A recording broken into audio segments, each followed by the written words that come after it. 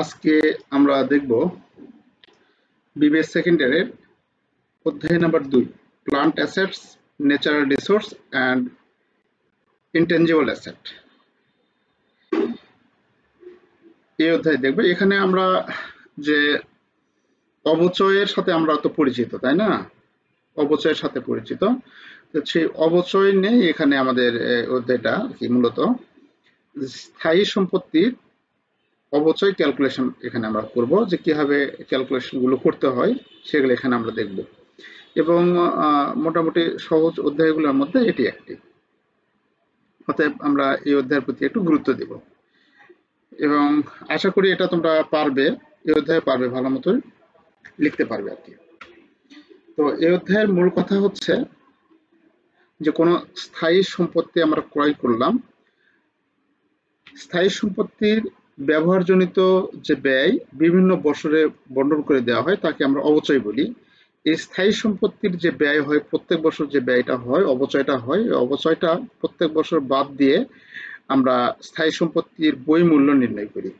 ধরো এইরকম একটা বিষয় যে আমরা একটা যন্ত্রপাতি ক্রয় করেছি, একটা চকলেট উৎপাদন করব, এই জন্য আমরা কি করছি, একটা মেশিন ক্রয় করেছি।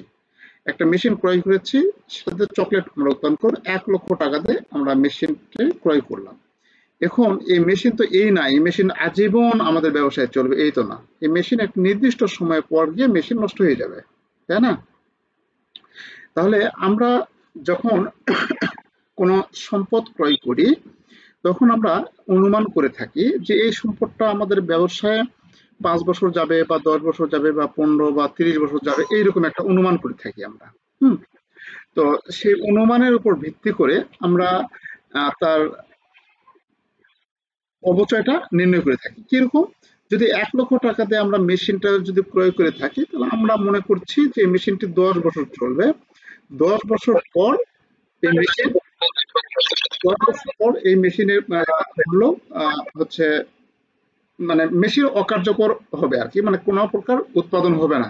তাহলে 10 বছর পর আজকে যে মেশিন 1,00,000 টাকা ক্যাশ দিয়ে কিনলাম, সে মেশিনটি 10 বছর পর 10 ইয়ার্স পর 10 ইয়ার্স পর ভ্যালুটা কত দাঁড়াচ্ছে? 0। অথবা এরকম হতে পারে যে এই মেশিনটা আমরা 1,00,000 টাকা দিয়ে ক্রয় করেছি, 10 বছর পর সেটা আমরা যদি লোহা হিসাবে বিক্রি করি, যদি 25 টাকা কেজি হিসেবে বিক্রি করি, দেখা যাচ্ছে যে হয়তো আমরা 10,000 টাকা পাবো। তাহলে 10,000 টাকা পাবো।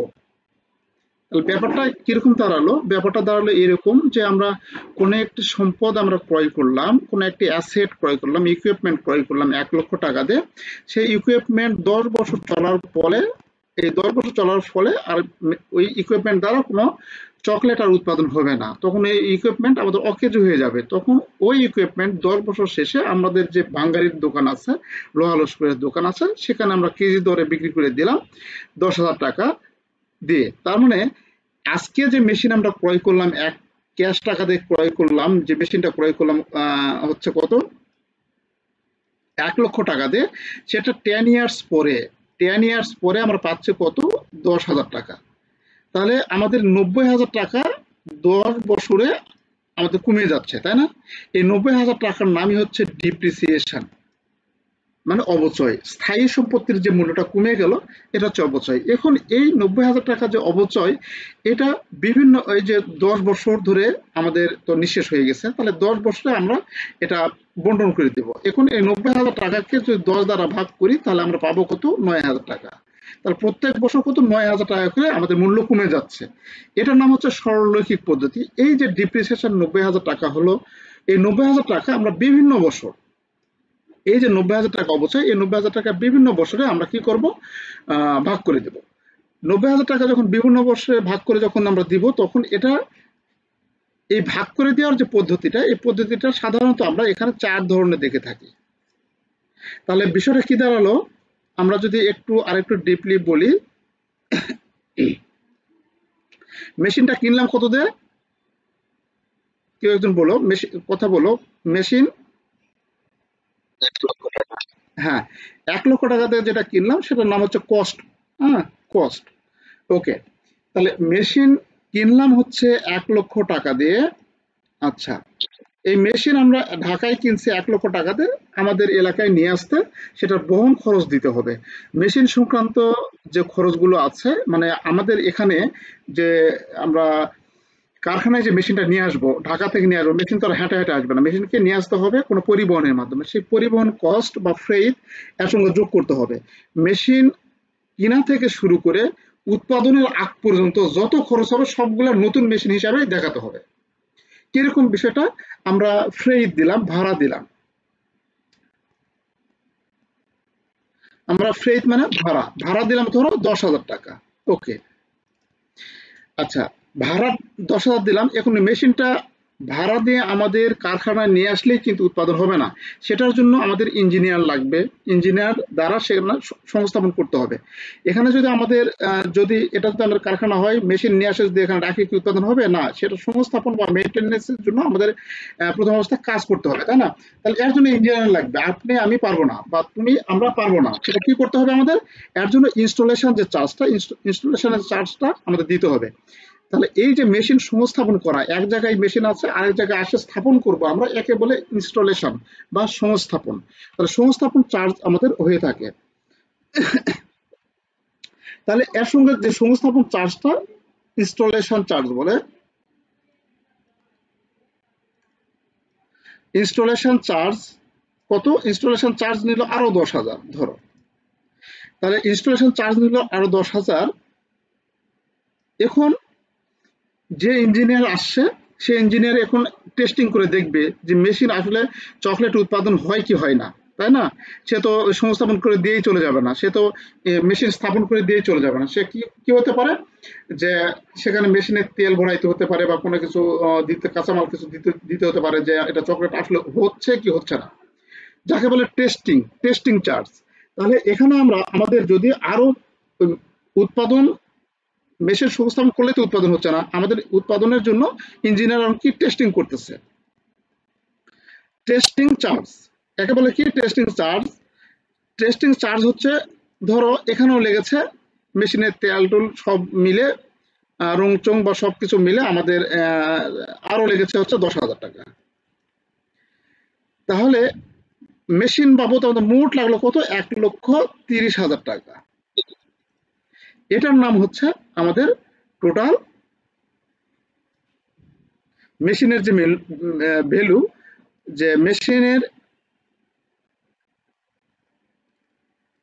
মেশিনের যে প্রাইসটা, এটা হচ্ছে আমাদের টোটাল প্রাইস। প্রথমে প্রথমে মেশিনের অর্জন মূল্য, এটাকে বলে মেশিনের অর্জন মূল্য, বা এটা হচ্ছে আমাদের মেশিনের বুক ভ্যালু। তাহলে মেশিনের বুক ভ্যালু আমাদের কত? এই যে খরচগুলো অ্যাড করার পর, আমাদের এই খরচগুলো অ্যাড করার পর, এই যে ফ্রেট, ইনস্টলেশন এবং টেস্টিং চার্জ, এগুলা করার পর সবগুলো এবং ক্রয় মূল্য সবগুলো যোগ করলে 1,30,000 টাকা। আমাদের বইয়ে এখন আমরা লিখবো কি?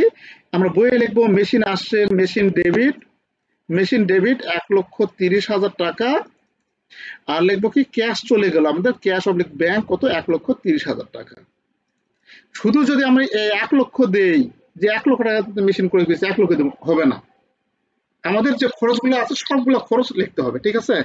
এখন আমাদের মেশিন চকলেট উৎপাদনের জন্য উপযুক্ত, মানে এখন টেস্টিং চার্জ বা যখন টেস্টিং করে ফেলাইছে, সবকিছু ওকে করে ফেলাইছে, তখন আমাদের মেশিন এখন উৎপাদনের জন্য উপযুক্ত।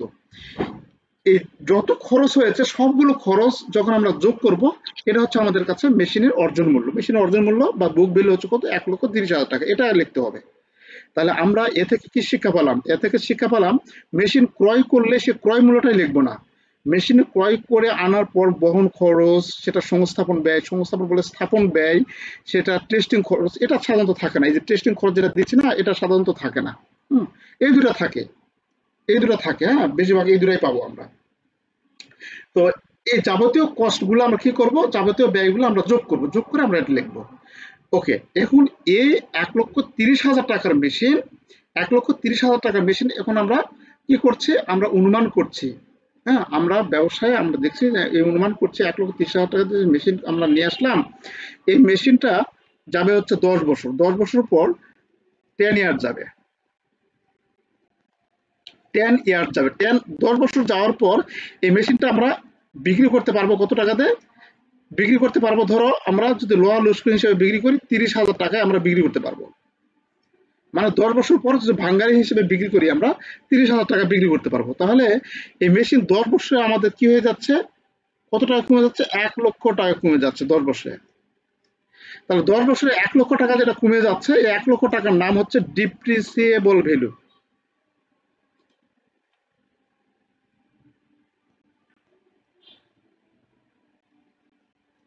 ডিপ্রিসিয়েবল ভ্যালু, ডিপ্রিসিয়েবল ভ্যালু কত, 1 লক্ষ টাকা অবচয়যোগ্য মূল্য। তাহলে অবচয়যোগ্য মূল্য কিভাবে পাবো, মেশিনের বুক ভ্যালু থেকে, এই মেশিনের বুক ভ্যালু 1,30,000 টাকা থেকে যদি আমরা অবচয়টা মানে ভগ্নাবশেষ মূল্য, এই যে এই যে 30,000 টাকা যেটা পাবো 10 বছর শেষে, একে বলে ভগ্নাবশেষ মূল্য। মানে ভগ্নাবশেষ মূল্য বা রেসিডুয়াল ভ্যালু বা রিসেল ভ্যালু এইগুলা বলে, হ্যাঁ বিভিন্ন নামে ডাকা যায় একে, বা স্ক্র্যাপ ভ্যালু। তো এই 10 বছর শেষে যে মূল্যটা পাবো একে বলে ভগ্নাবশেষ মূল্য। এই মূল্যটা যদি আমরা বাদ দিই, বাদ দিয়ে যেটা পাবো তার নাম হচ্ছে ডিপ্রিসিয়েবল ভ্যালু। এই ডিপ্রিসিয়েবল ভ্যালু অবচয়যোগ্য মূল্য কত, 1 লক্ষ টাকা। এই 1 লক্ষ টাকা আমাদের এই যে 10 বছরে শেষ হয়ে যাচ্ছে। যদি আমরা সমানভাবে করি তাহলে 1 লক্ষ টাকাকে যদি আমরা 10 দ্বারা ভাগ দেই তাহলে কত, 10,000 টাকা পাবো, তাই না? প্রত্যেক বছর 10,000 টাকার খরচ হয়ে যাচ্ছে, এটা সমানভাবে যাচ্ছে। তাহলে এই যে 1 লক্ষ টাকা বন্টন করে দেবো আমরা, প্রথম বছর, দ্বিতীয় বছর, তৃতীয় বছর, চতুর্থ বছর, এইভাবে 10ম বছর পর্যন্ত আমরা বন্টন করে দেবো। এই বন্টন করে দেওয়ার জন্য অনেকগুলো পদ্ধতি আছে, তার মধ্যে 4টি পদ্ধতি অতি গুরুত্বপূর্ণ, এবং 4টি পদ্ধতির মধ্যে যে কোনো একটি বা দুটি পদ্ধতি পরীক্ষায় আসে। এই 4টি পদ্ধতির মধ্যে একটি হচ্ছে আমাদের কাছে স্ট্রেট লাইন মেথড। আচ্ছা, ওকে। তো এই 4টি পদ্ধতির মধ্যে এখানে আছে, একটু বড় করি। 1 নাম্বার এখানে আছে, দেখো 1 নাম্বার স্ট্রেট লাইন বা সরলরৈখিক পদ্ধতি, যে পদ্ধতির কথা আমি বললাম, স্ট্রেট লাইন বা সরলরৈখিক পদ্ধতি। তাহলে স্ট্রেট লাইন বা সরলরৈখিক পদ্ধতিটা হচ্ছে কত, এই যে অ্যানুয়াল ডিপ্রিসিয়েশন সমান কস্ট মানে সেলস ভ্যালু ভাগ ইউজফুল লাইফ। মানে কি, এটা যদি আমরা যে অঙ্কটা দেখলাম ওখানে 1 লক্ষ, সরি কত কত পেলাম আমরা, মেশিনের বুক ভ্যালু কত পেলাম, 1,30,000 না? যে উদাহরণটা দিলাম, এখানে যে উদাহরণটা দিলাম, এই যে 1,30,000 টাকাতে যেটা কিনা ছিল আমাদের, সেটা 30,000 টাকাতে বিক্রি করতেছি, তাহলে আমরা ডিপ্রিসিয়েবল ভ্যালু কত পেলাম, 1 লক্ষ টাকা। তাহলে এখানে ঠিক এই একই রকম ভাবে আমরা করব, কস্ট মাইনাস আমাদের মূল্য, যেটা কস্ট হয়েছে 1,30,000 টাকা, এই 1,30,000 টাকা থেকে সেলস ভ্যালু 10 বছর শেষে যে মূল্য পাবো সেটা বাদ দেবো, বাদ দিয়ে ইউজফুল লাইফ 10 বছর দ্বারা ভাগ দেবো, দিলে আমরা ডিপ্রিসিয়েশন পাবো। এটার নাম হচ্ছে কি, সরলরৈখিক পদ্ধতি। মানে প্রত্যেক বছর সমানভাবে ডিপ্রিসিয়েশন হবে, এর নাম হচ্ছে সরলরৈখিক পদ্ধতি। আচ্ছা, তারপরে আছে ডিমিনিশিং বা double decline balance method. Diminishing বা ডাবল ডিক্লাইন ব্যালেন্স মেথড, এটা হচ্ছে ক্রমহ্রাসমান বা দ্বৈত হ্রাসমান যে পদ্ধতি। এই পদ্ধতি সাধারণত করতে বললে আমরা অ্যানুয়াল ডিপ্রিসিয়েশন রেট আমরা নির্ণয় করি, আমাদের ডিপ্রিসিয়েশন রেট লাগে। এই পদ্ধতিতে, শুধুমাত্র এই পদ্ধতিতে যখন অবচয় করতে যাব, গণনা করতে যাব, আমাদের রেট লাগবে, অবচয় রেট লাগবে, কত পার্সেন্ট হারে অবচয় হবে সেটা রেট লাগবে। তো এই রেট বের করার জন্য আমরা এই ক্যালকুলেশন করতে পারি 200% ভাগ n, আমরা 200%কে n দ্বারা ভাগ করবো, তাহলে আমরা রেট পাবো। অথবা অ্যানুয়াল ডিপ্রিসিয়েশন রেট আমরা যেটা পাবো, এই সরলরৈখিক পদ্ধতিতে যেটা পাবো, যে স্ট্রেট লাইন রেট গুণ 2, একই কথাই, মানে একই রেটে বাড়বে। স্ট্রেট লাইনের যে রেট তাকে 2 দ্বারা গুণ করি, তাহলে আমরা এই ডিমিনিশিং বা ডাবল ডিক্লাইন ব্যালেন্সের রেট পাবো। আচ্ছা, তারপরে আছে ইউনিটস অফ প্রোডাকশন বা ইউনিট অফ প্রোডাকশন বা আউটপুট পদ্ধতিতে আমরা যখন ডিপ্রিসিয়েশন নির্ণয় করতে যাব, সব ক্ষেত্রেই আমাদের খেয়াল করতে হবে একটু, সব ক্ষেত্রেই কিন্তু আমাদের এখানে কস্ট মাইনাস সেলস, এখানে দেখো একটু খেয়াল করো, এই যে এইটুকু অংশ কস্ট মাইনাস সেলস ভ্যালু, এই কস্ট মাইনাস সেলস ভ্যালু সব জায়গায় আছে। এই 4টা পদ্ধতি প্রসিদ্ধ আমাদের কাছে, 3, 4, আর এখানে হচ্ছে আলাদা 1, 2, এই 4টা পদ্ধতি। 4টা পদ্ধতির মধ্যে এই কস্ট মাইনাস সেলস ভ্যালু যেটা, এটা এবং এখানেও সবগুলাতেই কস্ট মাইনাস সেলস ভ্যালু হবে, এখানেও কস্ট মাইনাস সেলস ভ্যালু, শুধু ভাগ করব কি দিয়ে সেটা আমাদের পার্থক্য আছে। এখন এই একটা পদ্ধতি বাদে ডিমিনিশিং রেট বের করতে হয়, এটা মাথায় রাখতে হবে। এই পদ্ধতিতে আমাদের রেট বের করতে হয়। আর এখানে আমাদের কস্ট মাইনাস সেলস ভ্যালু সবগুলাতে করতে হবে, বাদ বাকি তিনটাতে। এখানে প্রথমটাতে ইউজফুল লাইফ দ্বারা ভাগ করতে হবে, আর এগুলোতে টোটাল প্রোডাকশন দ্বারা ভাগ করতে হবে, আর সাম অফ দ্য ইয়ার ডিজিটে টোটাল ইয়ার ডিজিট দ্বারা ভাগ করতে হবে। এই বিষয়টা আমাদের মাথায় রাখতে হবে। আস্তে আস্তে অঙ্ক যখন করবো আমরা, তখন এগুলা খুব আমাদের আয়ত্তে আসবে। আচ্ছা, তো এই বিষয়টা আমরা একটু দেখে নেব। আর এই নোটটা আমি দিয়েছি, হ্যাঁ দিয়েছি, তোমরা একটু দেখে নিবে।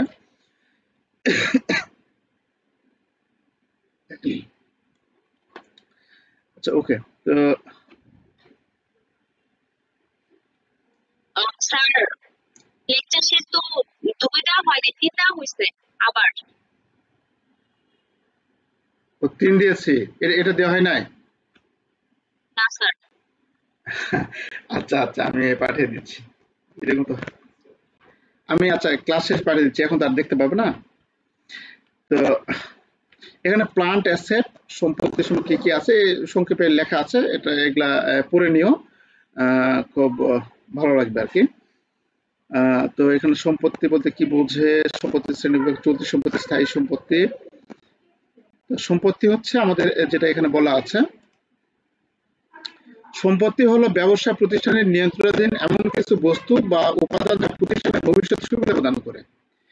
আচ্ছা,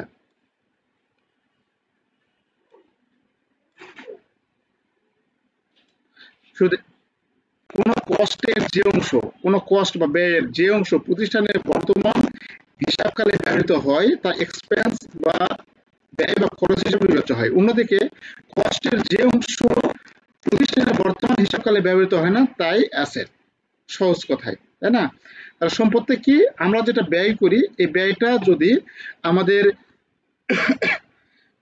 যদি আমাদের এক বছরের মধ্যে শেষ হয়, আমরা তো সাধারণত অঙ্ক করি, আমরা ফাইন্যান্সিয়াল স্টেটমেন্ট করি এক বছরের জন্য, তাই না? এক বছরের মধ্যে যদি যে অংশটুকু খরচ হবে সেটা হচ্ছে আমাদের কাছে ব্যয় বা খরচ হিসেবে অন্তর্ভুক্ত হবে, আর যেটা এক বছর পর যেটা খরচ হবে সেটা আমাদের কাছে সম্পদ হিসেবে গণ্য হবে। এখানে সম্পত্তি সমূহকে দুই ভাগে ভাগ করা হয়েছে, সাধারণত দুই ভাগে ভাগ করা হয়েছে, একটা হচ্ছে চলতি সম্পদ, একটা স্থায়ী সম্পদ। তা আমরা যেটা জানি যে সম্পত্তি, যে সকল সম্পত্তি শুধুমাত্র একটি হিসাবকাল সাধারণত এক বছরের মধ্যেই এর যাবতীয় সুবিধা প্রদান করে তাদের চলতি সম্পত্তি বলে। আর যেমন উদাহরণ হচ্ছে নগদ টাকা, ব্যাংকে জমা, প্রাপ্য হিসাব, প্রাপ্য নোট, প্রাপ্য আয়, স্বল্পমেয়াদী বিনিয়োগ, মজুত পণ্য, অগ্রদত্ত ব্যয় ইত্যাদি। আর স্থায়ী সম্পত্তি হচ্ছে ফিক্সড অ্যাসেট, যে সকল সম্পত্তি একটি হিসাবকালে সাধারণত এক বছরের বেশি অধিক সময় ধরে ব্যবহার করা হয় তাদের স্থায়ী সম্পত্তি বলে। স্থায়ী সম্পত্তি আমরা উদাহরণ জানি, আসবাবপত্র, যন্ত্রপাতি, ভূমি ধারণ করা, সুনাম, ট্রেডমার্ক, কপিরাইট, কয়লা খনি, তেলের খনি, গ্যাস ফিল্ড ইত্যাদি। আচ্ছা, এখানে আমাদের এগুলা দেওয়া আছে, এগুলা একটু পড়ে নিবে। অবচয়ের দেওয়া আছে,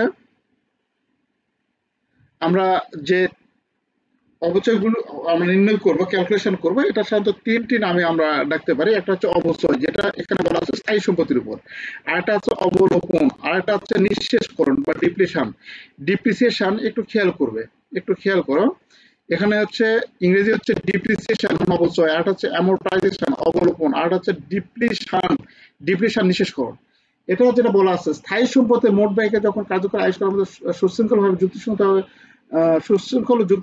খরচ হিসেবে বর্ণনা করা হয়, তাকে সে প্রক্রিয়াকে অবচয় বলে। অবচয়ের সম্পত্তিগুলো হলো আসবাবপত্র, যন্ত্রপাতি, ভূমি ধারণ করা, এগুলো হচ্ছে আমাদের, এর জন্য আমাদের অবচয় নির্ণয় করি। আর অবলোপনটা হচ্ছে আমাদের অস্পর্শনীয় কিছু সম্পদ থাকে, অস্পর্শনীয় কিছু সম্পদ, সুনাম, ট্রেড বা কপিরাইট, এগুলো হচ্ছে অবলোপন, অ্যামোর্টাইজেশন করতে হয়। আর নিঃশেষকরণ হচ্ছে প্রাকৃতিক সম্পদ, যেমন গ্যাস ফিল্ড, কয়লা খনি, এরকম কয়লা খনি, তেলের খনি, গ্যাস ফিল্ড ইত্যাদির ক্ষেত্রে আমরা ডিপ্লিশন ভাষা ইউজ করব। আর অবলোপন ইউজ করবো স্পর্শনীয় সম্পত্তির ক্ষেত্রে। আর অবচয় ইউজ করবো আমরা যে স্পর্শনীয় সম্পদ, বিশেষ করে যন্ত্রপাতি, দালান কোঠা, ফার্নিচার, আসবাবপত্র, ভূমি, এইগুলোর ক্ষেত্রে আমরা ডিপ্রিসিয়েশন আমরা ব্যবহার করব। আচ্ছা, আর এখানে সংক্ষেপে কিছু কথা বলা আছে, অবচয় ধার্যের কারণ। হ্যাঁ, এগুলা তোমাদের পরীক্ষা যদি প্রশ্নে থিওরিতে আসে, তোমরা কিন্তু লিখতে পারবে, শর্টকাট ভাবে লিখতে পারবে। হ্যাঁ, যে অবচয় ধার্যের কারণ, অবচয়ের অভ্যন্তরীণ কারণ আছে আর বাহ্যিক কারণ আছে। ব্যবহারজনিত বা স্বাভাবিক ক্ষতি, আহরণ বা নিষ্কাশনজনিত মূল্য হ্রাস, ব্যবহারজনিত কারণ ছাড়া অন্য কারণে ক্ষতি। আর বাহ্যিক ক্ষতি এখানে লেখা আছে, এই জিনিসগুলো তোমরা পড়ে নেবে। আর পরীক্ষায় অঙ্কে যা করতে বলে, প্রিপেয়ার ডিপ্রিসিয়েশন শিডিউল তৈরি করতে বলে, তালিকা তৈরি করতে বলে, টেবিল আমরা যে টেবিল করি না, শখের মাধ্যমে করি, ওইরকম শখের মাধ্যমে আমাদের ডিপ্রিসিয়েশন শিডিউল তৈরি করতে হবে। এক নম্বর হচ্ছে স্ট্রেট লাইন মেথড, এটা করতে হবে। আউটপুট বা প্রোডাকশন ইউনিটে এসওয়াইডি মানে sum of the year digit, SYD sum of the year digit method, DDB double decline balance method বা রিডিউসিং ব্যালেন্স মেথড। আমাদের এই চারটা মেথডে আমাদের কি করতে বলে, শিডিউল তৈরি করতে বলে। আর 2 নম্বর হচ্ছে জার্নাল এন্ট্রি দিতে বলে। 3 নম্বর হচ্ছে লেজারও করতে বলে, খতিয়ানও করতে বলে। আচ্ছা, তো আমাদের অবশ্যই ক্যালকুলেশন করাটাই আমাদের কাছে একটু ঝামেলাপূর্ণ কাজ। তারপর এগুলো সহজে আছে। আচ্ছা, অঙ্কে কিছু কমন কথা, এই অঙ্কে কিছু কমন কথা থাকবে সাধারণত প্রত্যেকটা অঙ্কেই। কি ক্রয় মূল্য থাকবে, ভগ্নাংশের মূল্য থাকবে, সম্পত্তির আয়ুষ্কাল দেওয়া থাকবে। ক্রয় মূল্য বলতে আমরা সম্পত্তি কত টাকা দিয়ে ক্রয় করেছি, সম্পত্তি কত টাকা দিয়ে ক্রয় করেছি সেটা দেওয়া থাকবে, ঠিক আছে। ক্রয় মূল্য বলতে শুধু ক্রয় করে নিয়ে আসি সেটা না, ক্রয় করছে কত এবং ভাড়া দিয়েছে কত, আমাদের বহন খরচ, সংস্থাপন খরচ সব মিলে যোগ করে আমাদের ক্রয় মূল্য হবে। আর কোনো কোনো অঙ্কে ডাইরেক্ট শুধু পার্চেস প্রাইস দেওয়া থাকবে, ভাড়া এবং ইনস্টলেশন দেওয়া থাকে না। আর কোনো কোনো অঙ্কে এগুলো দেওয়া থাকে, যে অঙ্কে দেওয়া থাকবে সেটা সবগুলো যোগ করব, যোগ করে আমরা ক্রয় মূল্য এটা নির্ণয় করবো আমরা, ঠিক আছে। ভগ্নাংশের মূল্য বলতে আমরা 10 বছর পর যে কত টাকা, ওই যে উদাহরণ যেটা দিলাম, এখানে যে উদাহরণ দিলাম 10 বছর পর কত টাকা বিক্রি করলাম, এই 30,000 টাকা যে মেশিনটা বিক্রি করলাম 10 বছর পর, এটার নাম হচ্ছে ভগ্নাংশের মূল্য। অর্থাৎ সম্পত্তির আয়ুষ্কাল শেষে যে মূল্যটা আমরা পাবো তার নাম হচ্ছে ভগ্নাংশের মূল্য। আর সম্পত্তির আয়ুষ্কাল দেওয়া থাকবে, সম্পত্তির অবশ্যই আমাদের কি থাকবে, আয়ুষ্কাল দেওয়া থাকবে। হ্যাঁ, সম্পত্তি কত বছর চলবে সেটা দেওয়া থাকবে। এই তিনটে কোন কথা আমাদের মাথায় রাখতে হবে। ওকে। আর এখানে ডিপ্রিসিয়েশন নির্ণয়ের সূত্র তো আলোচনা করা হলো, এই পদ্ধতিগুলো এখানে সুন্দরভাবে আলোচনা করা আছে, তোমরা একটু দেখে নেবে। দেখলে হবে, না দেখলে হবে, সমস্যা নেই। আমরা সরাসরি একটু অঙ্কে যাব। আর এখানে প্রয়োজনীয় কিছু জাবেদা দেওয়া আছে, এখানে প্রয়োজনীয় কিছু জাবেদা দেওয়া আছে। এই জাবেদা তোমাদের কাছে অনেক অঙ্কে চাই, আবার অনেক অঙ্কে চাই না। হ্যাঁ, এখানে কিছু কিছু ফোন ভেঙে গিয়েছে মনে হয়। আচ্ছা, এটা আমি খেয়াল করি না, এটা আমি এগুলো সব ঠিক করে আমি পাঠিয়ে দেবো। হ্যাঁ, কিছু কিছু ফোন ভেঙে গিয়েছে। তো এই জাবেদাগুলো আমাদের হচ্ছে এরকম, যে যখন কোনো প্রথম বর্ষে একটা মেশিন তো ধরো 5 বছর, 10 বছর, 20 বছর যায়, প্রথম বছরের জন্য আমাদের 3টা এন্ট্রি হয়। অর্থাৎ প্রথম বছর তো পণ্য ক্রয় মানে সম্পদ ক্রয় করবো আমরা, ক্রয় মূল্যের একটা এন্ট্রি দিতে হয়। আর প্রত্যেক বছর এই 2টা এন্ট্রি দিতে হবে, ডিপ্রিসিয়েশন আর ডিপ্রিসিয়েশন ট্রান্সফার করব ইনকাম স্টেটমেন্টে। ডিপ্রিসিয়েশন অর্থাৎ আমরা এই 2টা এন্ট্রি অবশ্যই প্রত্যেক বছর দিতে হবে। প্রথম বছরের জন্য ক্রয় মূল্যের যে এন্ট্রিটা এটা দিতে হয়, কারণ প্রথম বছর তো ক্রয় করতে হবে, ক্রয় না করলে তো ডিপ্রিসিয়েশন হবে না, সম্পদ ক্রয় করতে। তাই ক্রয় মূল্যে এন্ট্রি দিতে হবে। ফিক্সড অ্যাসেট নেন, যদি আমি ইকুইপমেন্ট ক্রয় করি, ফিক্সড অ্যাসেট নেন মানে ইকুইপমেন্ট ডেবিট, আর ক্যাশ ক্রেডিট, ব্যাংক ক্রেডিট বা অ্যাকাউন্টস পেবল ক্রেডিট। নগদে হলে ক্যাশ, চেকে হলে ব্যাংক, বা বাকিতে হলে অ্যাকাউন্টস পেবল। আচ্ছা, 2 নম্বরে বলা আছে ডিপ্রিসিয়েশন চার্জ। ডিপ্রিসিয়েশন চার্জের ক্ষেত্রে আমাদের যেটা বলা আছে এখানে, ডিপ্রিসিয়েশন চার্জের ক্ষেত্রে বলা আছে depreciation expense debit, accumulated depreciation credit, এটা ফিক্সড এন্ট্রি। আবার আমাদের 3 নম্বর বলা আছে এই যে ডিপ্রিসিয়েশন এক্সপেন্স যে ডেবিটে লিখলাম, সেই ডেবিটেরটা এখন আমরা ইনকাম স্টেটমেন্টে স্থানান্তর করবো। অর্থাৎ এটা ডিপ্রিসিয়েশন এক্সপেন্স ডেবিট আছে, এখন করবো ক্রেডিট, আর ডেবিটে কি রাখবো, ইনকাম স্টেটমেন্ট ডেবিট। এই 3টা সূত্র প্রথম বছরের। তারপরের বছরগুলোতে এই 2টা, তারপরের বছরগুলোতে শুধু এই 2টা চলবে, ঠিক আছে। এইভাবে আমাদের ডিপ্রিসিয়েশন দেবো। আর এখানে আমাদের ফিক্সড অ্যাসেট যদি বিক্রি করি, অনেক সময় দেখা যাচ্ছে একটা মেশিন ক্রয় করেছি, এই মেশিনটা পুরাতন হয়ে গেছে, পুরাতন হয়ে যাওয়ার ফলে উৎপাদন তেমন হয় না, আমাদের তেল খাই বেশি, আমাদের কাঁচামাল যেটা দেশ সেটা কাঁচামাল বেশি লাগে। আমরা চিন্তা করছি এই মেশিনটা বিক্রি করে একটা নতুন মেশিন এসেছে বাজারে, নতুন মেশিন এসেছে, সেই নতুন মেশিনটা আমরা নিব। এরকম অনেক সময় হয়, তখন এই মেশিনটা আমরা কি বিক্রি করি, সে বিক্রি করে হয় লাভ হয় না লস হয়, এরকম একটা বিষয় দাঁড়ায়। তো যদি আমাদের লাভ হয় তাহলে কি জাবেদা এন্ট্রি হবে সেটা, আর যদি আমাদের লস হয় তাহলে জাবেদা এন্ট্রি কি হবে সেটা এখানে দিয়েছি। হ্যাঁ, ওকে।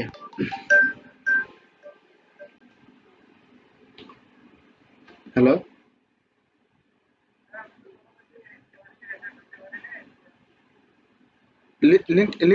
লিঙ্কে টাচ করো, তোমাকে লিঙ্ক দিয়েছি না।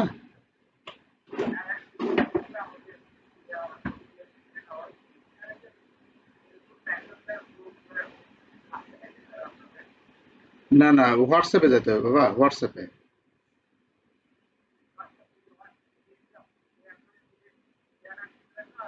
হ্যাঁ হ্যাঁ হ্যাঁ হ্যাঁ হ্যাঁ ও এখন টাচ করার সমস্যা নাই। এখন এখন টাচ যখন টাচ করবে ঢুকতে পারবে, আর কি সমস্যা নেই, কাজ চলতেছে এখনো। হ্যাঁ হ্যাঁ হ্যাঁ না, মেসেঞ্জার হয় না বাবা, হোয়াটসঅ্যাপ গ্রুপে। আমি ক্লাসে আছে, ক্লাসে তোমাকে ফোন দিয়ে ডিটেলস বলতেছি। হ্যাঁ আচ্ছা ঠিক আছে। আচ্ছা, এইগুলো হচ্ছে আমাদের এই অঙ্কের ইয়ে।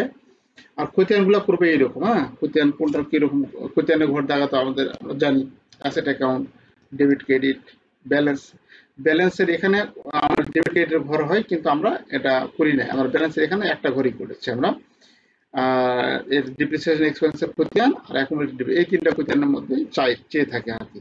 এখানে কুইজ গুলো দেওয়া আছে, কুইজ গুলো অবশ্য দেখে নেবে তোমরা, কুইজ প্রশ্নগুলো এর মধ্যেই থাকবে, এর বাইরে যাবে না। আর এখানে আমরা কিন্তু অনেক কিছু বানিয়ে লিখতে পারি, ঠিক আছে। অবশ্যই ধার্য স্থায়ী সম্পত্তি অবশ্যই ধার্য না করার ফলাফল কি বর্ণনা করুন। অবশ্যই যদি আমরা ধার্য না করি, তার অনেক কুফল রয়েছে, সেগুলো আমরা এখানে লেখার চেষ্টা করবো। তো এখানে যেগুলো ইম্পর্টেন্ট, সেই ইম্পর্টেন্ট গুলো আমরা এখানে দিয়েছি, এগুলো থেকে দেখে নিবে তোমরা। আচ্ছা ওকে, তাহলে আমরা পরীক্ষা দিব কত সালে বলো তো? 2000 2022 সালে পরীক্ষা না 23 সালে পরীক্ষা? 22 সালে, 22 সালে না, সরি, অনার্স অনার্স হচ্ছে 23 সালে। 2022 সালে। আচ্ছা, তাহলে 2022 সালে পরীক্ষা দেবো। তাহলে আমাদের দেখতে হবে কোনগুলো, আমাদের দেখতে হবে 2020 সালে, 21 সালে, এরকম এগুলো আমরা দেখবো, তাই না? ওয়ালাইকুম আসসালাম, জি। জি আছি, ভালো আছি। জি জি জি, হ্যাঁ ভালো আছেন না?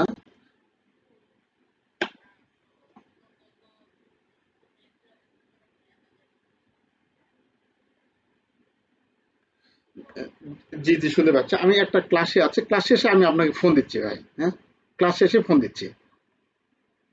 আচ্ছা আচ্ছা আচ্ছা, আমরা 1 নম্বর একটা অঙ্ক দেখি, দেখো। 1 নম্বর একটা অঙ্ক দেখি, দেখলে তোমরা একটু ক্লিয়ার হবে। এই অঙ্কটা এসেছিল কখন? এই যে ডিগ্রি পাস 2020, 2020 সালে 6 নম্বরে এসেছিল। এটা 6 নম্বর বলতে আমাদের পার্ট বিতে এসেছিল, ঠিক আছে। এটি তাহলে আমাদের পার্ট বিতে এসেছিল, পার্ট বি, তাই না? 6 নাম্বার থেকে আমাদের 5 থেকে কয়টি, সরি 2 নাম্বার থেকে আমাদের হচ্ছে 9 নাম্বার পর্যন্ত পার্ট বিতে থাকে, তাই না? তাহলে 6 নাম্বার পড়ছিল, তার মানে এটি পার্ট বিতে এসেছিল। বলা আছে এরকম, দেখো।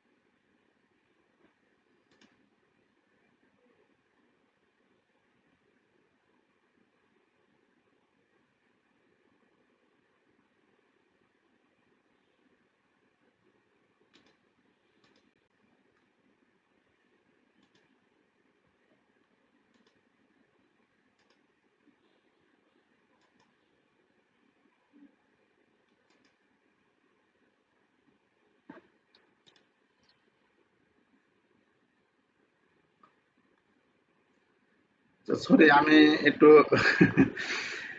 এটা এতটা ইয়া করা হয় নাই, ঠিক হয় নাই, একটু তোমাদের ডিস্টার্ব হয়ে যাচ্ছে মনে হচ্ছে।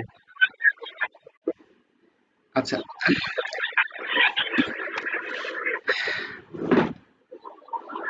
দেখো, অঙ্কটা একটু ইয়ে করো তোমরা, হচ্ছে একটু মিউট করে দিবে। হ্যাঁ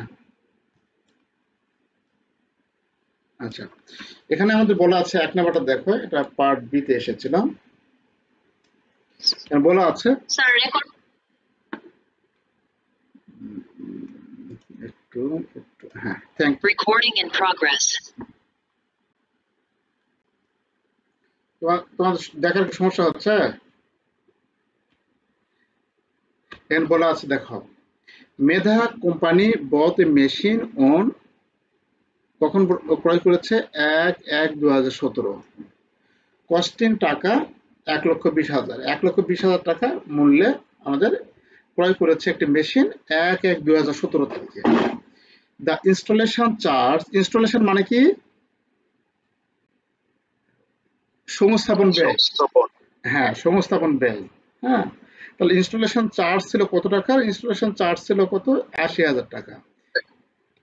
estimated scrap value of the machine কত? 40,000। স্ক্র্যাপ ভ্যালু বলতে আমাদের রেসিডুয়াল ভ্যালু বা ভগ্নাবশেষ মূল্য বলে, মানে 10 বছর শেষে সম্পত্তির আয়ুষ্কাল শেষে যে মূল্যটা থাকে তাকে স্ক্র্যাপ ভ্যালু বলে। ঠিক আছে? তাহলে ডিউরিং 2017, এখানে একটু খেয়াল করে একটু এখানে during 2017, 18, 19 and 20 the machine was engaged in production। 2017, 18, 19, 20 machine engage ছিল, মেশিন ইনগেজ ছিল মানে সম্পৃক্ত ছিল উৎপাদনের সাথে for 12,000 hour, 13,000 hour, 10,000 hour and 5,000 hour respectively.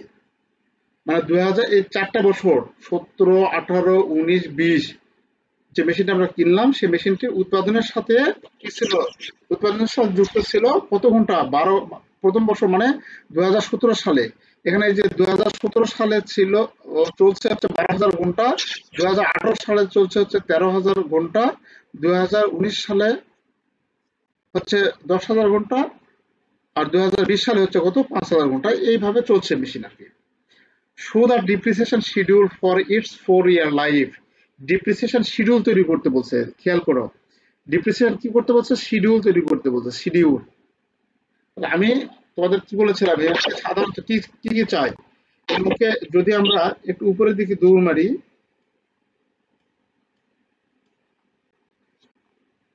আচ্ছা থাক, উপরের দিকে আমরা দেখে আসি যে অঙ্কে কি কি চাই। তাহলে অঙ্কে শিডিউল চেয়েছে, তাহলে শিডিউল চাই না, আমরা শিডিউল করব। হ্যাঁ, আচ্ছা, অঙ্কের শিডিউলটা কোন বছর কত কত টাকা আমাদের অবচয় হয়ে গেছে তা একটা তালিকা আকারে দেখাবো। ওকে, কোন পদ্ধতিতে করতে বলছে এটাও কিন্তু এখানে বলা নাই, কোনো পদ্ধতি বলা নাই। তাহলে কোনো পদ্ধতি বলা যদি না থাকে,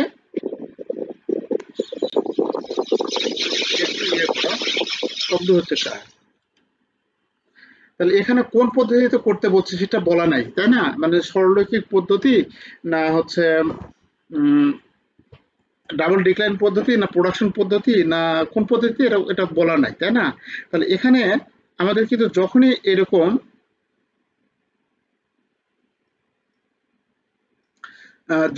প্রোডাকশন দেওয়া থাকবে, তাহলে প্রোডাকশন আওয়ারের ভিত্তিতে আমাদের এটা করছে, মানে প্রোডাকশনের উপর ভিত্তি করে মেশিনটা চলছে বিদায় প্রোডাকশনের দ্বারা আমরা এখানে অবচয়টা নির্ণয় করব। উৎপাদনের যে ঘন্টাটা, এসব কর্ম ঘন্টা দ্বারা আমরা এখানে অবচয়টা নির্ণয় করব 4 বছরে। আচ্ছা, কিরকম ভাবে দেখো,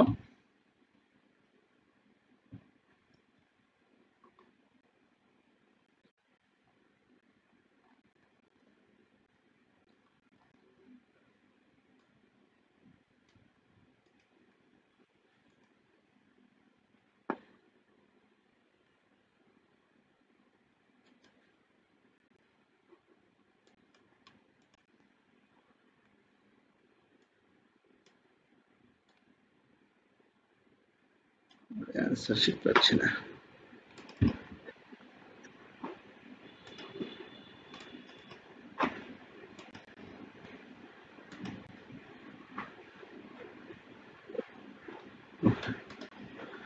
আচ্ছা, তোমরা দেখতে পাচ্ছ না?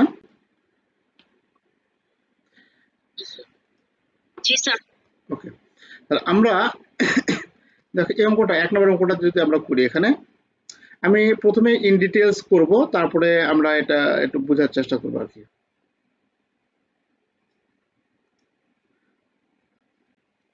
এক নাম্বার।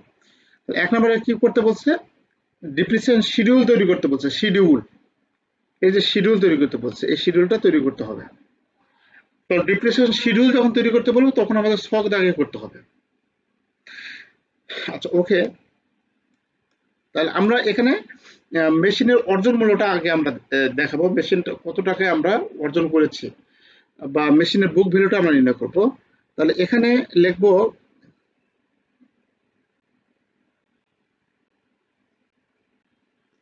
মেশিন বুক ভ্যালু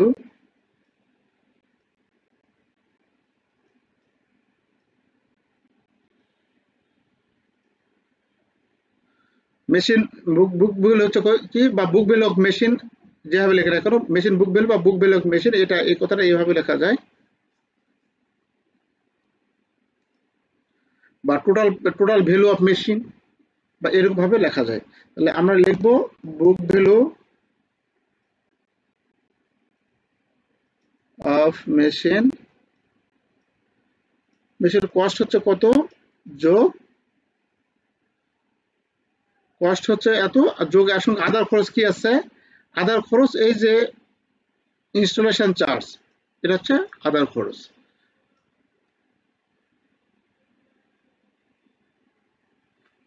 লেখা হয়ে গেল। কস্ট যোগ এখানে আমরা কি লিখবো, ইনস্টলেশন। বুঝতে পারছো, এই যে কস্ট, যেটা আমরা মেশিনটা ক্রয় করলাম, মেশিনটা ক্রয় করলাম কত, 1,20,000 টাকা দেয়, এখন সেটা ইনস্টলেশন চার্জ কত, 80,000 টাকা, তাহলে সেটা লিখতে হবে যোগ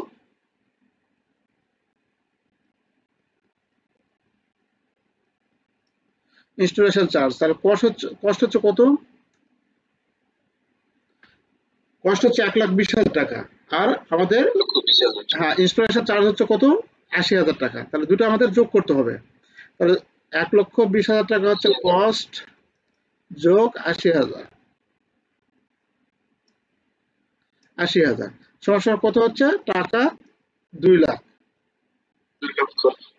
2 লক্ষ রাউন্ড, তাই না? মানে বুক ভ্যালু, মেশিনের বুক ভ্যালু বা মেশিন অ্যাকোয়ার্ড ভ্যালু বা machine cost, total cost price হচ্ছে কত, 2 লক্ষ। তাহলে এখানে যদি টোটাল কস্ট প্রাইস লেখো তাহলে কোনো সমস্যা নাই, বা বুক ভ্যালু মেশিন বা অ্যাকোয়ার্ড ভ্যালু মানে অর্জন মূল্য এভাবে লেখলেও কোনো সমস্যা নেই। আচ্ছা তাহলে এটা হচ্ছে মেশিনের টোটাল কস্ট, অথবা অতএব টোটাল কস্ট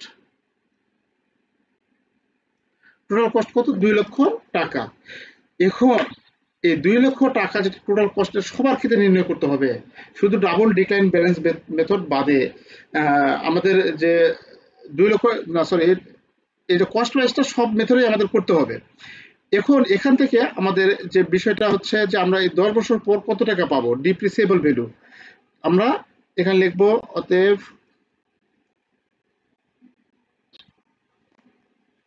ডিপ্রিসিয়েবল ভ্যালু বলতে কি বুঝি, এখানে আমাদের যে টোটাল কস্ট বাড়লো বা টোটাল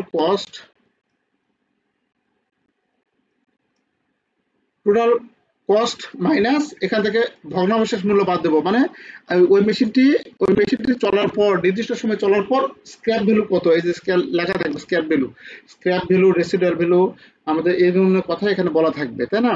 রিসেল ভ্যালু, তাহলে এখানে কত আছে, স্ক্র্যাপ ভ্যালু 40,000 টাকা, তাহলে 40,000 টাকা আমরা বাদ দেব।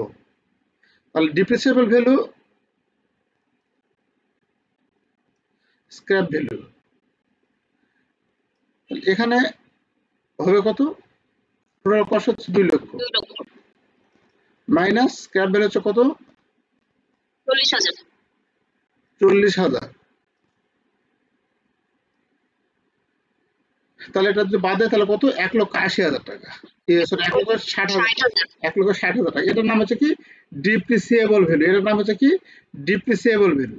তাহলে ডিপ্রিসিয়েবল ভ্যালু কত বাড়লে, 1,60,000 টাকা বাড়লে, এই 1,60,000 টাকা যে অবশ্যই হইলো, মূল্য কমে গেল, এটা বিভিন্ন বছরে ভাগ করে দেখাবো। এখন এখানে আমাদের ডিপ্রিসিয়েশন শিডিউল তৈরি করতে হবে।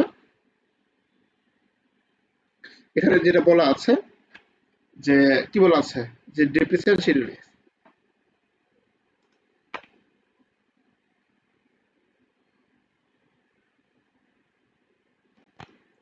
তাহলে ডিপ্রিসিয়েশন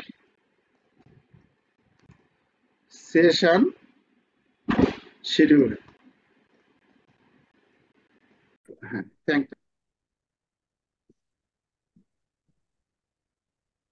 তোমার তোমার দেখার কি সমস্যা হচ্ছে? এখানে বলা আছে দেখো, Medha company bought a machine on, কখন ক্রয় করেছে? 1/1/2017। কস্টিং টাকা 1,20,000, 1,20,000 টাকা মূল্যে আমাদের ক্রয় করেছে একটি মেশিন 1/1/2017 থেকে। দ্য ইনস্টলেশন চার্জ, ইনস্টলেশন মানে কি? সংস্থাপন ব্যয়। সংস্থাপন। হ্যাঁ, সংস্থাপন ব্যয়। হ্যাঁ, তাহলে ইনস্টলেশন চার্জ ছিল কত টাকা? ইনস্টলেশন চার্জ ছিল কত? 80,000 টাকা। Estimated scrap value of the machine কত? 40,000। স্ক্র্যাপ ভ্যালু বলতে আমাদের রেসিডুয়াল ভ্যালু বা ভগ্নাংশের মূল্য বলে, মানে 10 বছর শেষে সম্পত্তির আয়ুষ্কাল শেষে যে মূল্যটা থাকে তাকে স্ক্র্যাপ ভ্যালু বলে। ঠিক আছে? তাহলে ডিউরিং 2017, এখানে একটু খেয়াল করে একটু এখানে, during 2017, 18, 19 and 20, the machine was engaged in production। 2017, 18, 19, 20-এ মেশিন এনগেজ ছিল। মেশিন মেশিন এনগেজ ছিল মানে সম্পৃক্ত ছিল উৎপাদনের সাথে, for 12,000 hour, 13,000 hour, 10,000 hour and 5,000 hour respectively. মানে 2000, এই 4টা বছর, 17, 18, 19, 20, যে মেশিনটা আমরা কিনলাম সেই মেশিনটি উৎপাদনের সাথে ছিল, উৎপাদনের সাথে যুক্ত ছিল কত ঘন্টা? 12। প্রথম বছর মানে 2017 সালে, এখানে এই যে 2017 সালে ছিল, চলছে হচ্ছে 12,000 ঘন্টা, 2018 সালে চলছে হচ্ছে 13,000 ঘন্টা, 2019 সালে হচ্ছে 10,000 ঘন্টা, আর 2020 সালে হচ্ছে কত? 5,000 ঘন্টা। এইভাবে চলছে মেশিন আর কি। Show the depreciation schedule for its 4 year life. Depreciation schedule তৈরি করতে বলছে, খেয়াল করো।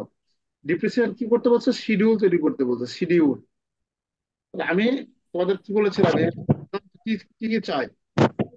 যদি আমরা একটু উপরের দিকে দৌড় মারি,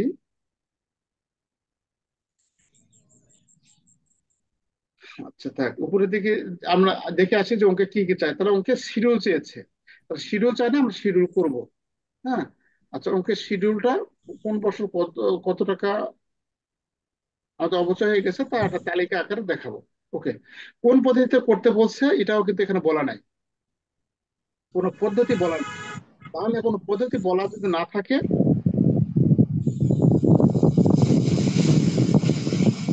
সন্দেহ হতে পারে।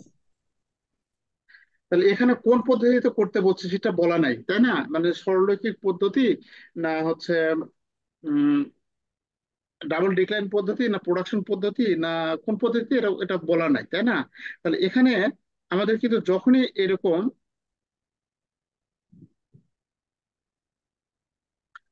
যখনই এরকম প্রোডাকশন দেওয়া থাকবে, তাহলে প্রোডাকশন আওয়ারের ভিত্তিতে আমাদের এটা করছে, মানে প্রোডাকশনের উপর ভিত্তি করে মেশিনটা চলছে বিদায় প্রোডাকশনের দ্বারা আমরা এখানে অবচয়টা নির্ণয় করব। আহ, উৎপাদনের যে ঘন্টাটা, এসব কর্ম ঘন্টা দ্বারা আমরা এখানে অবচয়টা নির্ণয় করব 4 বছরে।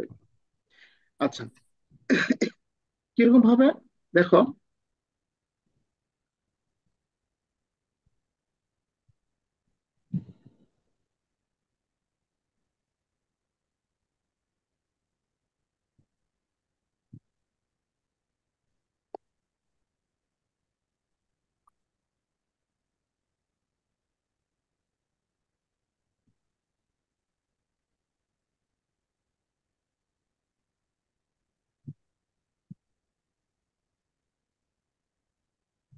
আচ্ছা, শিখতে পারছি না।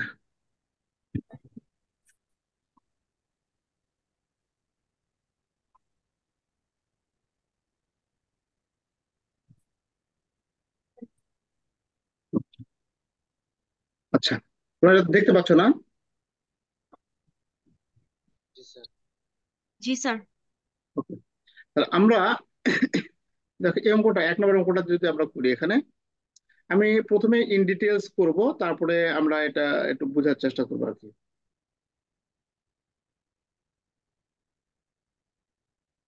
1 নম্বর, 1 নম্বরে কি করতে বলছে? ডিপ্রিসিয়েশন শিডিউল তৈরি করতে বলছে, শিডিউল। এই যে শিডিউল তৈরি করতে বলছে, এই শিডিউলটা তৈরি করতে হবে। তো ডিপ্রিসিয়েশন শিডিউল যখন তৈরি করতে বলবো তখন আমাদের ছক দাগে করতে হবে। আচ্ছা, ওকে। তাহলে আমরা এখানে মেশিনের অর্জন মূল্যটা আগে আমরা দেখাবো, মেশিনটা কত টাকায় আমরা অর্জন করেছি, বা মেশিনের বুক ভ্যালুটা আমরা নির্ণয় করবো। তাহলে এখানে লিখবো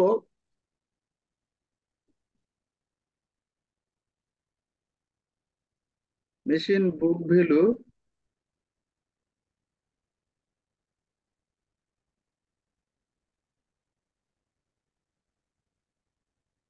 মেশিন বুক বুক ভ্যালু হচ্ছে কি, বা বুক ভ্যালু অফ মেশিন, যেভাবে লেখা রাখো মেশিন বুক ভ্যালু বা বুক ভ্যালু অফ মেশিন, এটা এই কথাটা এইভাবে লেখা যায়, বা total total value of machine, বা এরকম ভাবে লেখা যায়।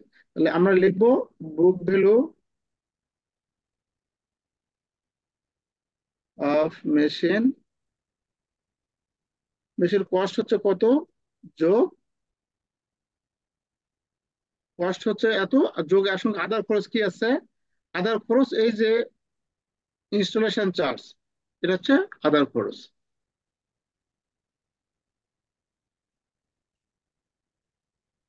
লেখা হয়ে গেল। হুম, কস্ট যোগ এখানে আমরা কি লিখবো, ইনস্টলেশন।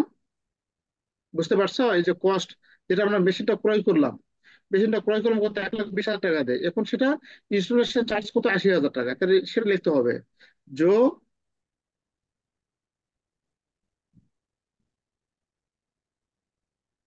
Installation charge. তাহলে কষ্ট হচ্ছে কত,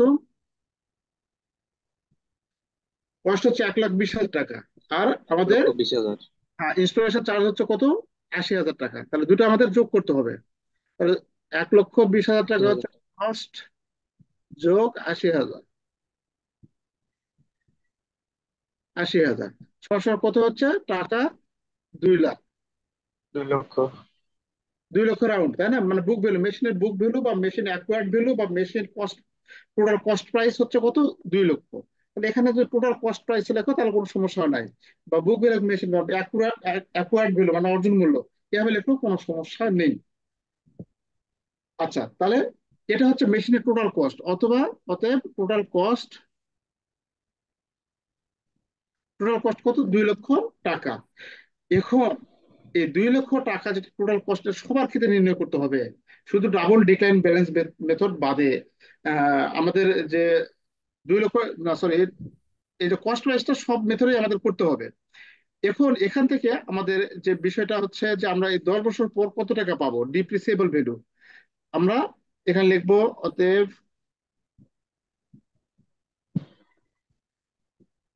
ডিপ্রিসিয়েবল ভ্যালু বলতে কি বুঝি, এখানে আমাদের যে টোটাল কস্ট বাড়লো, বা টোটাল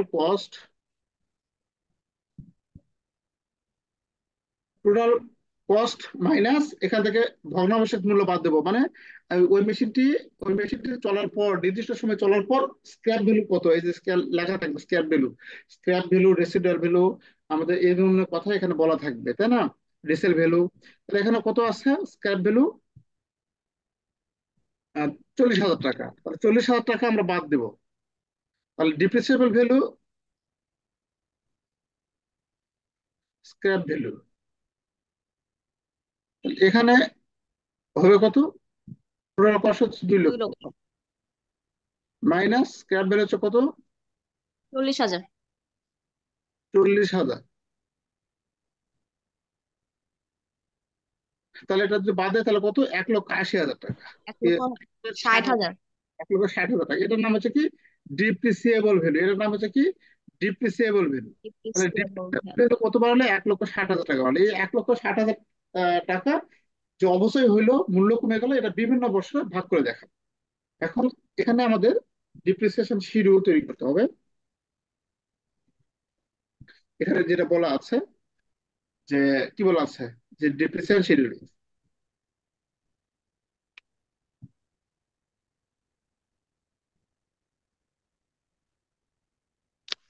তাহলে ডিপ্রিসিয়েশন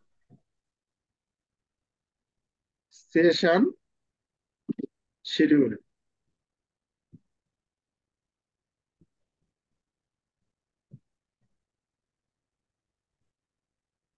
ডিপ্রিসিয়েশন শিডিউল, ওকে। তাহলে এই ডিপ্রিসিয়েশন শিডিউল যখন তৈরি করতে যাব তখন আমরা কি করবো, এরকম ভাবে সলভ দেখাবো।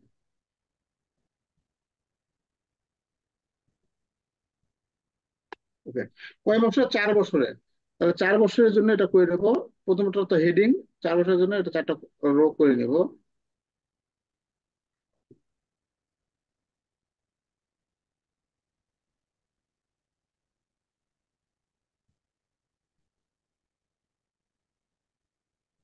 আচ্ছা, ওকে।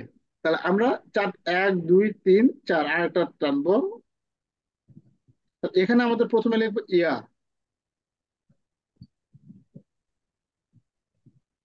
ইয়ারের ঘর। তারপরে আমরা লিখবো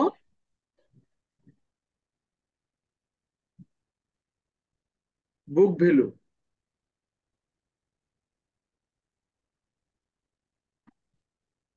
ওপেনিং।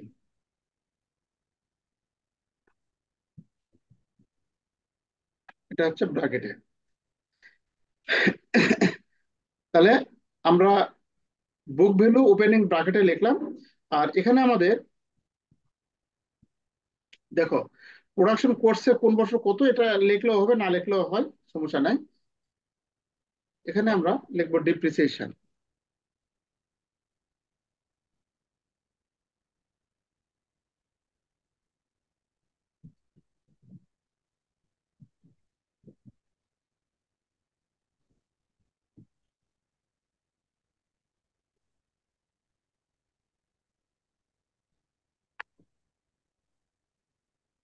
তোমাদের পড়াতে আসলে কি বলবো আর, এখানে হচ্ছে ডিপ্রিসিয়েশন। ডিপ্রিসিয়েশন এটা হচ্ছে অ্যাকুমুলেটেড ডিপ্রিসিয়েশন।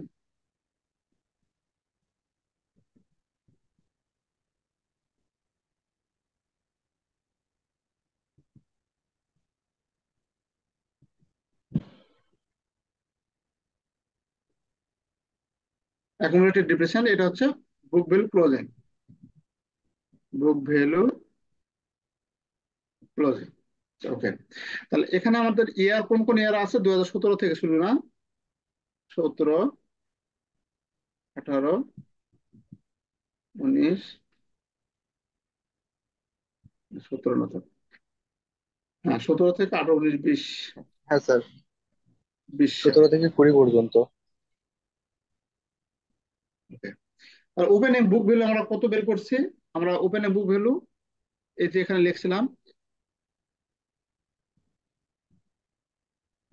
বুক ভ্যালু তো না, এটা ডিপ্রিসিয়েবল ভ্যালু লিখতে হতো।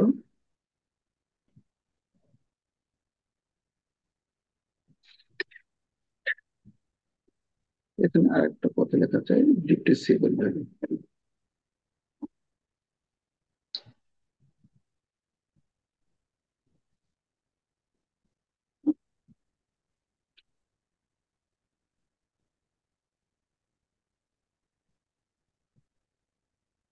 ডিপ্রিসিয়েবল ভ্যালু লিখলে হয়, না লিখলে হয়, সমস্যা নেই। তাহলে ওপেনিং বুক ভ্যালু আমাদের কত প্রথমে বাড়লো? 1,30,000, সরি 2 লাখ। এখানে এই যে বুক ভ্যালু কত বাড়াইছে? 2 লাখ না? এই 2 লাখ এখানে লিখবো আমরা। তাহলে ডিপ্রিসিয়েবল ভ্যালু কত? ডিপ্রিসিয়েবল ভ্যালু এই যে এখানে বের করেছে কত? 1,60,000। 1,60,000 টাকা, হ্যাঁ। 1,60,000, একটু কালো গালিতে করি।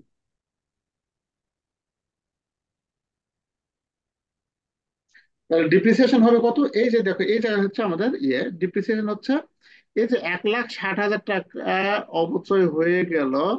এটা কত উৎপাদন করতে? আমাদের এই যে 12,000, 30,000, 10,000 আর 5,000, এই কোটা উৎপাদন করতে এই 4 বছরে এই কোটা 12, 12, 13 কত? 25,000, 25 আর 10 কত? 35, 35 আর 5 40,000। 40,000। মানে 40,000 উৎপাদন করতে আমাদের 4 বছর 40,000 ইউনিট উৎপাদন করতে আমাদের মেশিনটা একবার অকেজ হয়ে গেছে, তাই না? তাহলে 40,000 উৎপাদন করতে এটা হয়েছে 1,60,000 টাকা ব্যয় হয়েছে। 40,000, 40,000 দ্বারা ভাগ। তাহলে এই বছর উৎপাদন করছে কত? 2017 সালে উৎপাদন করছে কত? এই প্রথম যে উৎপাদন কত? 12,000। 12,000। তাহলে 12,000 দ্বারা আমরা গুণ করবো।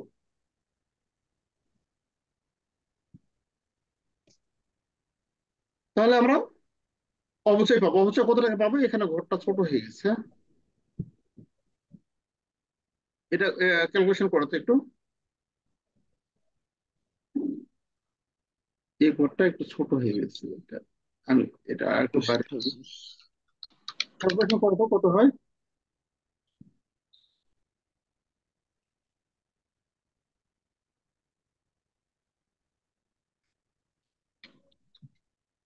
48,000। 48,000 হবে স্যার। সমান সমান 48,000। তাহলে এটা হচ্ছে অ্যাকুমুলেটেড ডিপ্রিসিয়েশন, এটা হচ্ছে ক্লোজিং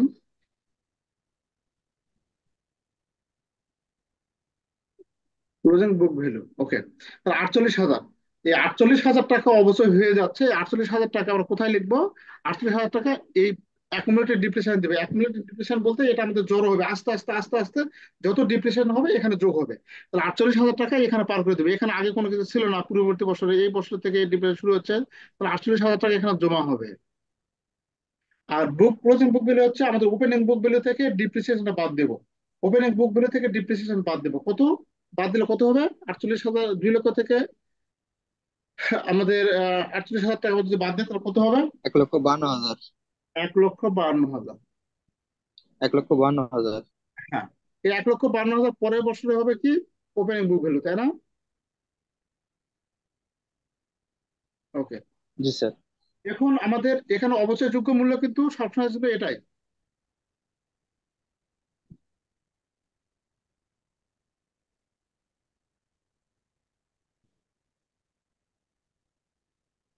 1,60,000। এখানে কত হলো? 1,60,000। ওকে, তাহলে এখানে আমরা ঠিক একই রকম ভাবে করব।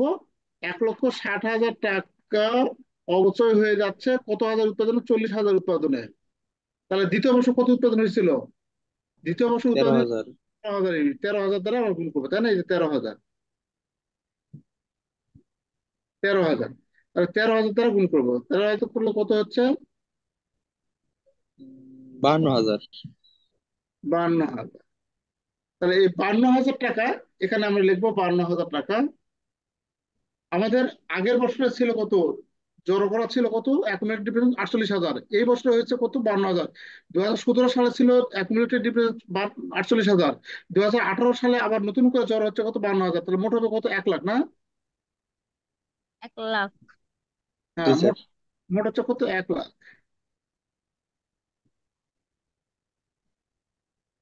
ওকে, তাহলে ক্লোজিং বুক ভ্যালু থাকবে কত? ক্লোজিং বুক ভ্যালু থাকবে 52। মানে 1,52,000 টাকা থেকে এই বছর অবচয়টা, এই যে ডিপ্রিসিয়েশন কত? 52,000 টাকা। 52,000 টাকা বাদ দিলে কত থাকবে? 1,00,000। 1,00,000 টাকা। এই 1,00,000 টাকা পরের বছরের বুক ভ্যালু, তাই না? তাহলে এখন আমাদের এই সবসময় অবশ্যই এর উপর ধরতে হবে, 1,60,000 উপরে ধরতে হবে। তাহলে আমার 1,60,000 গুণন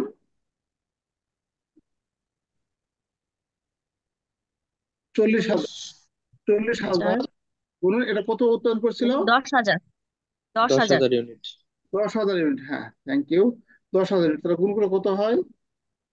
40,000। 40,000।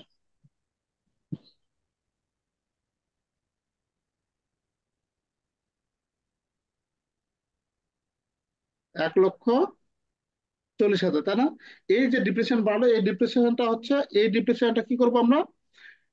আমাদের পূর্ববর্তী যে আমাদের ডিপ্রেশন জড়ো করেছি, আস্তে আস্তে আস্তে আস্তে প্রত্যেক বছর যে ডিপ্রেশনটা জড়ো যেটা হবে সেটা যদি আস্তে আস্তে আমরা যোগ করবো, বড় করবো, সেটার নাম হচ্ছে কি? Accumulated depreciation. তাহলে এই আগের বছর অ্যাকুমুলেট ছিল 1,00,000, এবছর হচ্ছে 40 ডিপ্রিসিয়েশন। তাহলে এটা মোটের সাথে যোগ হবে কত? 1,40,000। তাহলে আমাদের বুক ভ্যালু কত থাকবে? বুক ভ্যালু থাকবে 60,000। 60,000, তাই না? এখন 40,000 ডিপ্রেশন বাদ দেয়, তাহলে 60,000 হবে। ওকে, এই 60,000 টাকা পরের বছরে আমাদের অবশ্যই, তাই না? মানে অবশ্যই বলতে বুক ভ্যালু। তাহলে আবার শেষের বছরে 1,60,000 টাকা অবশ্যযোগ্য মূল্য, একে 40,000 দ্বারা আমরা ভাগ করব, আর গুণ করবো কত দ্বারা এবছরে? 5,000। 5,000 দ্বারা। 5,000 দ্বারা। তাহলে গুণ করলে কত হয়? 20,000। 20,000। 20,000। তাহলে 20,000 টাকা এর সাথে যোগ করবো আমরা, তাই না? এখন ডিভিশন পূর্বে কত ছিল? 1,40,000। 40,000। 100,000 যদি আমরা কি করে যোগ করি তাহলে কত হবে? 1,60,000। আমাদের অবচয় কত থাকবে? এই যে 20,000 টাকা, 60,000 টাকা ছিল, সেখান থেকে এই বছর অবচয় হয়ে গেছে কত? 20,000। তাহলে করলে আমাদের থাকতেছে কত? 40,000, 40,000। তাই না? তাহলে আমরা এই 5 বছর শেষে, 5 বছর শেষে মেশিনটার বুক ভ্যালু কত থাকতেছে? 40,000 টাকা বুক ভ্যালু থাকতেছে না? 40,000 টাকা। তাহলে জি সেই স্যার। 40,000 টাকায় এই যে এই 40,000 টাকা যেটা স্ক্র্যাপ ভ্যালু বাদ দিছি আমরা, যে আবার 5 বছর শেষে, আমরা সরি 4 বছর শেষে মেশিনের দাম থাকবে কত? 40,000 টাকা। এই 40,000 টাকা মেশিনের বই মূল্য থাকবে। আর এটা তো আমাদের অবচয় হয়ে গেছে কত? 1,60,000 টাকা আমাদের এটা অ্যাকুমুলেটেড ডিপ্রেশন অবচয় জড়ো হয়েছে। আর এগুলো হচ্ছে অবচয় 48, 52, 40, 20, এগুলো হচ্ছে আমাদের কাছে অবচয়। আর এগুলো অবচয় যোগ্য মূল্য সবসময় ফিক্সড। আর এখানে ওপেনিং বুক ভ্যালুটা আমাদের চেঞ্জ হয়েছে। তো এইভাবে আমরা ডিপ্রেশন শিডিউল তৈরি করবো, ডিপ্রিসিয়েশন শিডিউল তৈরি করবো এভাবে। হ্যাঁ, তো এখন আর কি করতে বলছে এখানে?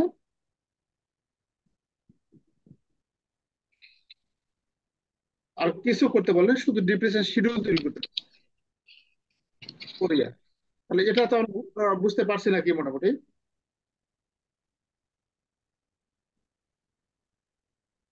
বুঝতে পেরেছো তোমরা? এটা এটা কি জন্য হলো? এখানে প্রোডাকশন মেথডে করছি, এখানে প্রোডাকশন মেথডের কথা বলা আছে। হ্যাঁ, এখানে আমরা উৎপাদন পদ্ধতিতে আমরা করেছি, উৎপাদন পদ্ধতিতে করেছি। বেশি সারা বছর প্রোডাকশনের সাথে জড়িত ছিল এবং এত ঘন্টা আমাদের চলছে। তার মানে কি, টোটাল প্রোডাকশন হয়েছে কত? মানে ওই 4 বছরের টোটাল প্রোডাকশন করছে কত, সবগুলো আমরা যোগ করব। যোগ করে যে বছরে যে প্রোডাকশন হয়েছে সেটা দ্বারা আমরা গুণ করবো, তাহলে আমরা কি পাবো? অবশ্যই পাবো, তাই না? ঠিক একই রকম ভাবে করা হয়েছে। আচ্ছা, কোনো কি সমস্যা আছে এই অঙ্কে? আচ্ছা, এই অঙ্কে মনে করছি তোমাদের সমস্যা নেই।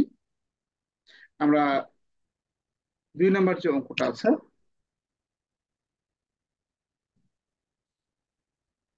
না, 2 নম্বর না,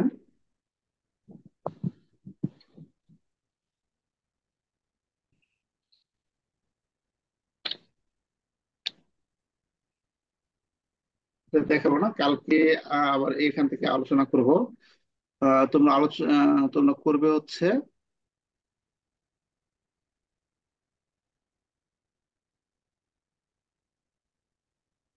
ওই,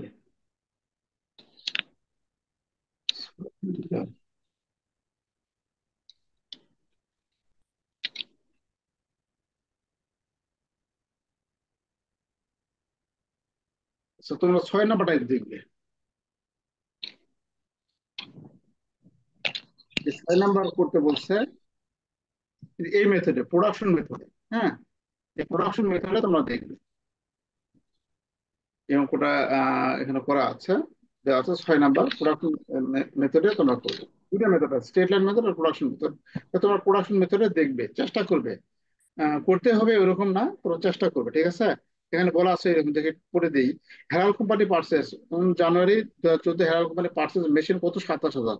27,000 টাকা মেশিন ক্রয় করেছে। দা এস্টিমেটেড লাইফ অফ মেশিন কত? 5 ইয়ার। মেশিন চলবে কত? 5 বছর চলবে, তাই না? তাহলে অ্যান্ড রেসিডুয়াল ভ্যালু, রেসিডুয়াল ভগ্নাবশেষ মূল্য কত? 2,000 টাকা। তা the engineer of the company estimated the usable life the machine will 5,000 ঘন্টা। এই ইঞ্জিনিয়ার কি করছে? ওর লাইফে, মেশিনের লাইফে 5,000 ঘন্টা চলবে, এটা সে ব্যাখ্যা দিয়েছে। দ্য মেশিন চলবে কত? 5,000 ঘন্টা। দ্য মেশিন ইউজড 1,200 ঘন্টা 2014, 8,000 ঘন্টা, 800 ঘন্টা আছে। 800 ঘন্টা, ইয়েস, 800 ঘন্টা। এটা এত বেশি করেছে, 800 ঘন্টা, 800 ঘন্টা ইন 2015, 900 ঘন্টা 2016, 1,100 ঘন্টা 2017 এবং 1,000 ঘন্টা 2018। তাহলে এ কটা আমাদের যোগ করতে হবে। ঘন্টাগুলো যোগ করলে টোটাল ঘন্টা যেটা হয় কত? 5,000 ঘন্টা হবে। তাহলে আমাদের অবচয়যোগ্য মূল্য হবে কত? এই 27,000 টাকাতে মেশিন কিনছে, 27,000 টাকা মেশিন কিনছে, মানুষ ওখান থেকে 2,000 টাকা বাদ, অবচয়যোগ্য মূল্য বাদ দিলে কত হচ্ছে? 25,000 টাকা। এই 25,000কে আমরা এই 5 দ্বারা ভাগ করব, 5,000 দ্বারা ভাগ করবো, আর প্রথম বর্ষ কত উৎপাদন করছে, কত ঘন্টা দ্বারা, প্রথম বছরে 1200, তাহলে 1200 দ্বারা গুণ করবো। তাহলে আমরা প্রত্যেক বছরের অবচয় পাবো। এই যে যেটা আছে, এই 800, 900, 1100, 1000, এগুলা যখন আমরা গুণ করব তখন সংশ্লিষ্ট বছরের অবচয় পাবো। এই অঙ্কটা তোমরা একটু দেখবে, ঠিক আছে?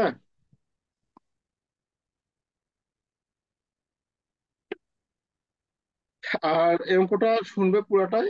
যদি না বুঝতে পারো তাহলে অবশ্যই জানাবে, তোমরা হোয়াটসঅ্যাপে একটু জানাও। আর আমাদের রেগুলার ক্লাস হবে রাত 8টা থেকে। তো তাহলে আজকে এখানে শেষ করছি। তোমরা, আমি ওই ইয়াটা দিচ্ছি, তোমরা এটা দেখে নাও, বইয়ের সাথে মিলিয়ে নাও, হ্যাঁ? স্যার, গত ক্লাসের রেকর্ডটা কি আছে? কত ক্লাসের ওটা আছে, দেওয়া হয়নি মনে হয় না। আচ্ছা আচ্ছা, দেওয়া হয়নি। আচ্ছা, আমি ওটাই, গত ক্লাসে ওটা প্লাস এটা দুটো আপলোড করছি, হ্যাঁ? জি স্যার। ঠিক আছে, তোমরা সবাই ভালো থেকো। কালকে দেখা হবে জি রাত স্যার। 8টায়। চলো, আসসালামু হ্যাঁ। আলাইকুম। ওয়ালাইকুম সালাম। আদাব স্যার।